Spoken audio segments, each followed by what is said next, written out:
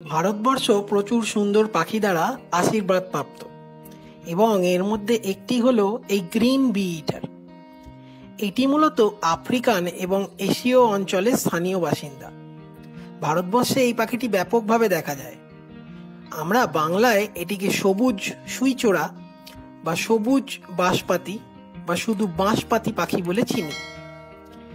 এই পাখির বৈজ্ঞানিক নাম মেপর্পস ওরিয়েন্টালিস এবং এটি মেরোপিডে পরিবারভুক্ত। এই পাখির প্রধান খাদ্য হলো মৌমাছি। সেই মৌমাছি খাওয়ার জন্যই এই পাখির ইংরাজি নামকরণ হয়েছে বি ইটার। এই পাখিটি একটি রঙিন এবং খুবই সরু পাখি। এটি প্রায় 9 ইঞ্চি মানে 16 থেকে 18 সেন্টিমিটার দৈর্ঘ্য এবং কেন্দ্রীয় লেজ পালকের দ্বারা তৈরি। লেজটি প্রায় 2 ইঞ্চির দৈর্ঘ্য।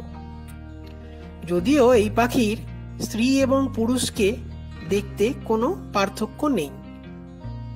এই পাখির পুরো প্লুমেজটি উজ্জ্বল সবুজ এবং নীল রঙের সাথে বিশেষত চিবুক এবং গলায় রংযুক্ত।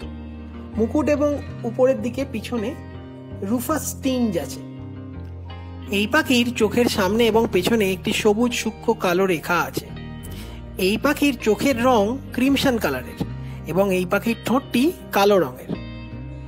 এই পাখির দীর্ঘায়িত লেজের পালক কিশোর পাখিদের জন্য অনুপস্থিত থাকে এবং এই পাখির ডাক অনুশাসনিক ট্রিল ট্রি ট্রি ট্রি শব্দে এরা ডাকে, সাধারণত উড়তে উড়তে। সেটি একটু শুনে নেওয়া যাক।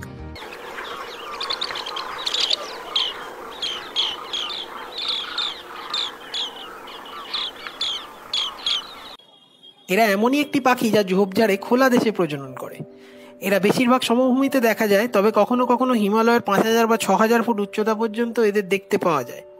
এরা সাধারণত দক্ষিণ এশিয়ার নিম্নভূমির বাসিন্দা। বর্ষাকালে শুষ্ক অঞ্চলে এবং শীতকালে উষ্ণ অঞ্চলে চলে যায়। পাকিস্তানের কিছু অংশে এরা গ্রীষ্মের দর্শনার্থী। এই পাখিদের প্রধান খাদ্য হলো পোকামাকড়, বিশেষ করে মৌমাছি, বোলতা এবং বিজে পিঁপড়ে। এই পাখি মৌমাছি খেতে প্রচণ্ড ভালোবাসে এবং একটি খোলা জায়গায় বসে সহজেই উড়ে গিয়ে সেই মৌমাছি বা পোকাদেরকে এরা ধরে ফেলে এবং ধরে ফেলে সেই যে জায়গাটি থেকে উড়েছিল সেই সেম জায়গাটিতে এসে বসে সেইগুলিকে ভক্ষণ করে।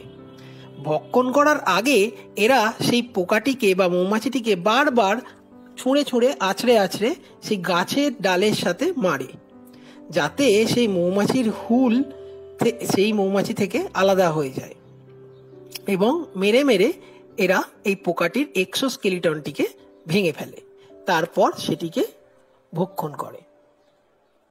এই পাখির মাইগ্রেশন সম্পর্কে কিছু জানা যায়নি, তবে বৃষ্টি শুরুর আগে এরা কিছু কিছু সিজনাল মুভমেন্ট করে। একদম সকালের দিকে এই পাখিগুলিকে অলসভাবে একে অপরের গায়ে গা লাগিয়ে কোনো উঁচু তারের ওপর বসে থাকতে দেখা যায়। সেই সময় এরা এদের ঠোঁটটিকে পিঠের মধ্যে মুড়ে রাখে।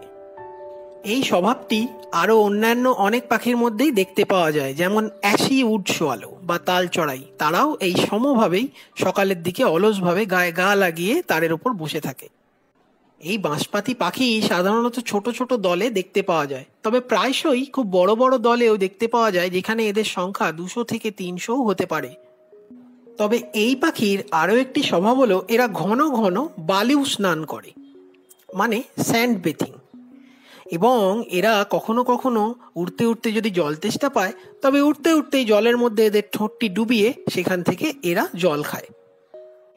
এই পাখির প্রজনন সময় মার্চ থেকে জুন মাস পর্যন্ত। সাধারণত নদীর ধারের যে মাড ব্যাঙ্কসগুলো আছে বা স্যান্ড ব্যাঙ্কসগুলো আছে, সেখানে এই পাখিকে ডিম পাড়তে দেখা যায়। এই পাখিরা নদীর মাড ব্যাঙ্কসের মধ্যে একটি গভীর গর্ত করে, তার মধ্যেই ডিম পাড়ে এবং সেই মাড ব্যাঙ্কসের এদের গভীর গর্তের সাইজ 5 ফুট অবধিও হতে পারে। সেখানে এরা 3 থেকে 5টি ডিম পাড়ে এবং সেই ডিম ফুটে বাচ্চা বেরোতে 14 দিন সময় লাগে। বাচ্চাগুলি সাধারণত বড় হতে 3 থেকে 4 সপ্তাহ সময় লাগে।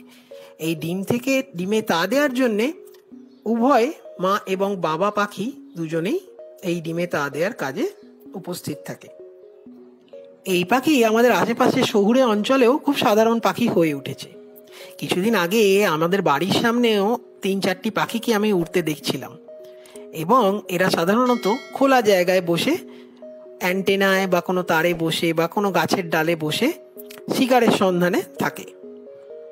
এবং এরা সাধারণত সকাল 7টা থেকে 8 ঘন্টা অবধি, মানে বিকেল 4টে অবধি এদের এই কার্যকলাপ পরিলক্ষিত হয়।